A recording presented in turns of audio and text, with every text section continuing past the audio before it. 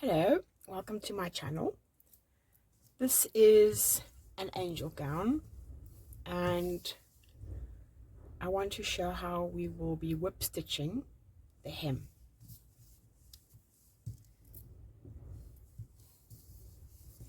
To start off with, let's measure this to make sure that we have enough thread to sew it up. It's 24 centimeters and I'm sewing it up with close on 60 centimeters. Hopefully that should be enough. So working from the wrong side, let's just look quickly at the pattern here.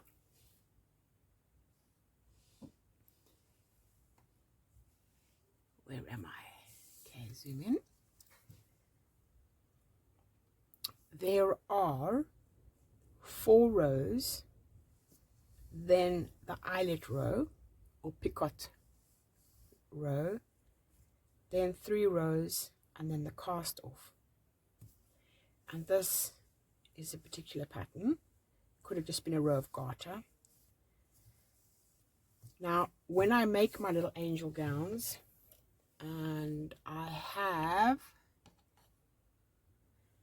a fair amount here that I've been sewing up, they will have slightly different patterns, so I like to keep it interesting. And I knit them while watching television, and then I come and sew them up in my office with good lighting. As you can see, even if it was all stocking stitch, when I come down to the hem, having more or less measured so that I know that it will be more or less 7 inches when it's folded over, it's approximately from there to there with 4mm needles and DK yarn. It's approximately 60 rows. Depending on the thickness of the yarn, I add or subtract a few rows. But when I get down to here, so I'll be knitting like that. I then make my row of pattern, and then 4 rows and my row of eyelets, 3 more rows, and then my cast off. So you can see here, you can barely see where it is. Coming close, I can't come in closer because of the light. So yes, that way when I sew it up, I'm pretty sure to have it always the same. So let's zoom back in and zoom. There we go. So I normally sew it up by going in a type of back and forth motion, but this particular one I want to sew it up using the whip stitch. So folding it over, making sure that these are lined up. Other than that, it mustn't be skew like that or like that. I use 1 pin just to pin it in place to start off. See, it's nice. Nope, didn't do a good job there.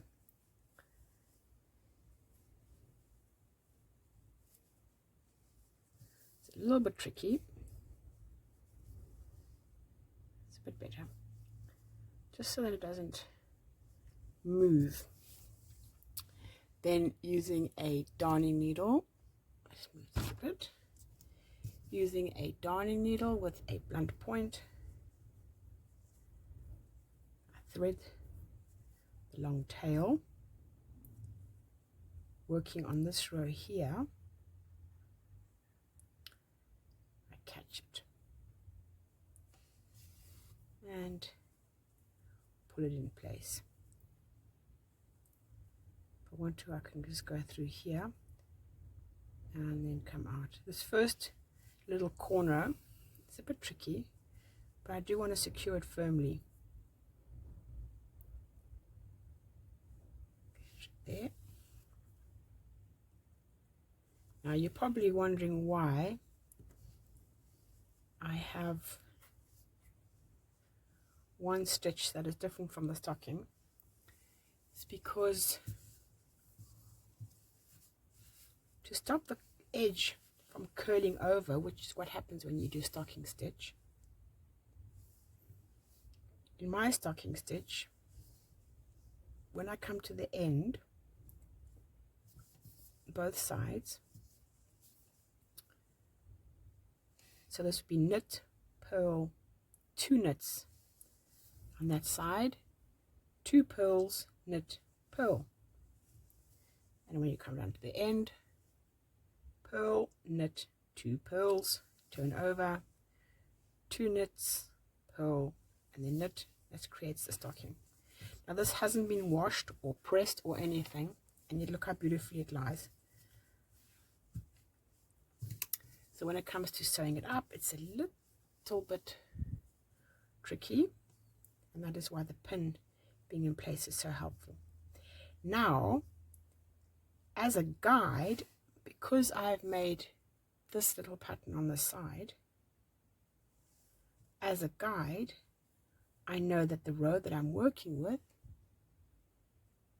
lies just above that indentation. So it's super practical. Okay, so normally I would, and there's another video of that, I would go like this, catch that one there, catch this one, go back, catch that one, go back. The trick is to make sure that you are following one stitch and one stitch, one stitch, one stitch, one stitch, one stitch, because even though the cast off is tight and the fabric is springy, you want to keep the hem straight. Otherwise the whole thing is going to twist out of shape, and when you get to the end, you're going to find that you have the wrong stitch count, and then you'll have to do it over. But I want to try in this video a whip stitch, simply because it's very quick and easy. It doesn't look as neat, or it's not as invisible, but it is still quite acceptable. So I'm going to go in there and just pull it out.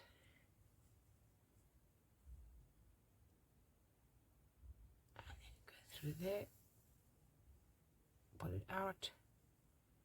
Make sure that you do not go back into the same one. Each one you need to catch a new stitch, and I'm only working with the bottom, see here, bottom, top, bottom, top, bottom, top, bottom, top. I'm only working with the bottom ones. Otherwise your stitch count is going to be off.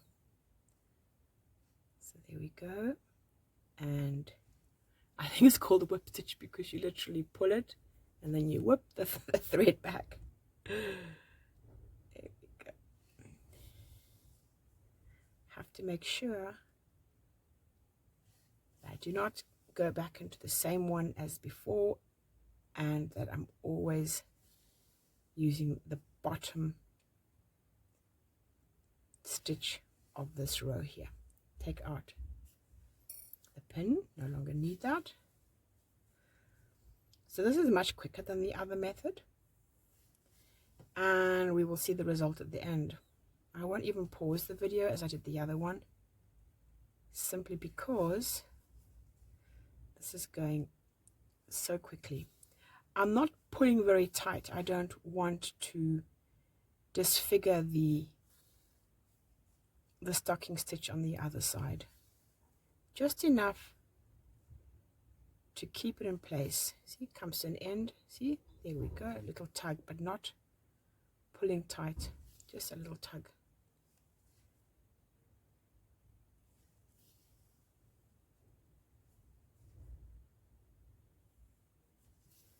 Already halfway there. That's how quick it goes. Okay.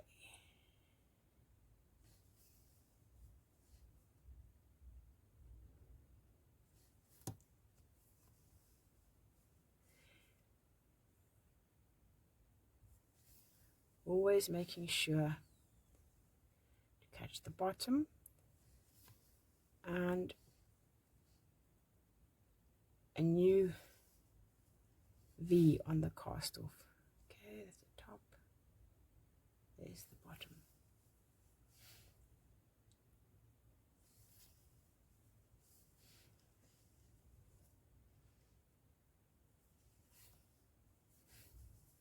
It will feel strange because this gets a little bit twisted, so I just turn it up like that. Because the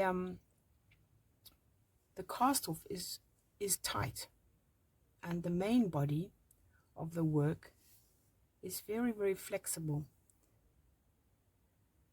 So it feels a bit counterintuitive to be basically pulling the stitch up to meet that one on that side. See, look how far down it is. You'll think, oh, I should go in there. But no. You must keep your stitch count true.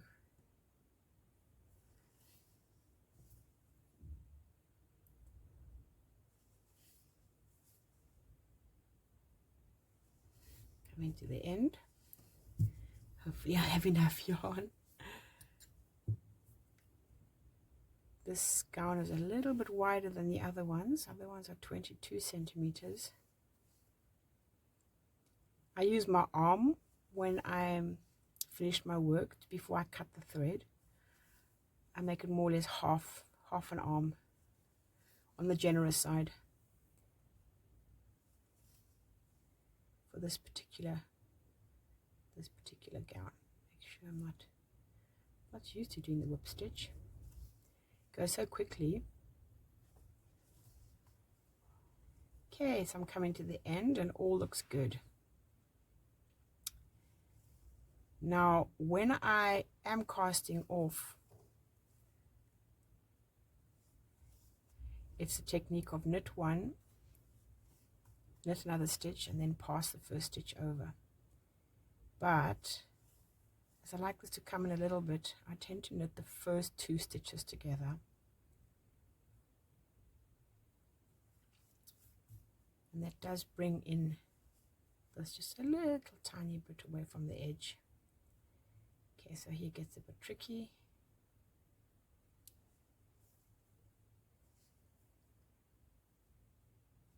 Put it through under there. Once again, I don't want to pull it tight because it will deform it on the other side. Put it through there. Work my way back up. Hasn't come through on the other side. That's looking good. It's not pulling. Okay, so I'm happy with that. And then going underneath, I want to go into the, for want of a better word, the tunnel or the space. Not pulling it too tight. I don't want to warp it. Created between the front of the work and the back of the work. Go one more time. If I want to, for extra measure, I can come back. Not necessary on a garment that's not going to be washed frequently, but just to show you. Pull it through and then give it a little tug, and that edge should disappear. So let me zoom out.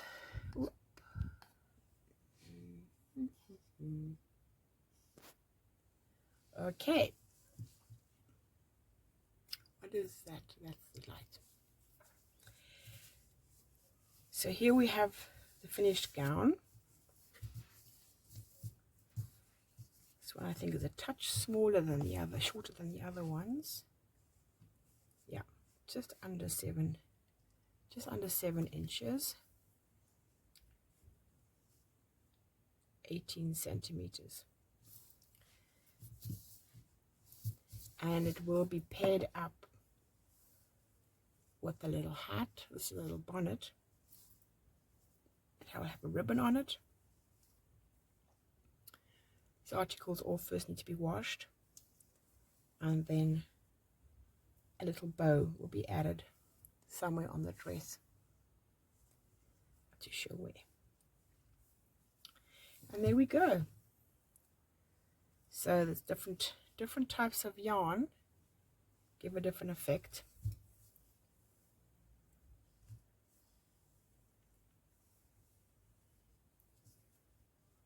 This is quite springy. It's quite shiny as well. This is more some of the, this one still has to be done. It's the last one in the pile. And then once I have a whole lot, I will give them a gentle wash, dry them flat, and then they'll be on their way. Thank you very much for watching.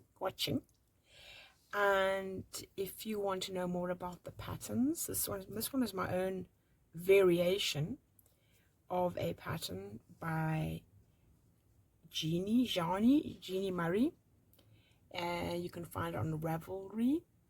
And I also belong to some Facebook groups, Handmade with Love for Angels UK, and Needles and Hooks for Angels and Preemies, also in a UK group. And I send all my gowns to them, and then they will send them on to the hospitals or the ambulance services, because I also make other angel articles as well. They have many patterns, and you can find a lot of help and advice from that group as well. So yes, but there will be more information in the description. Thank you very much for watching. Have a lovely day. Bye.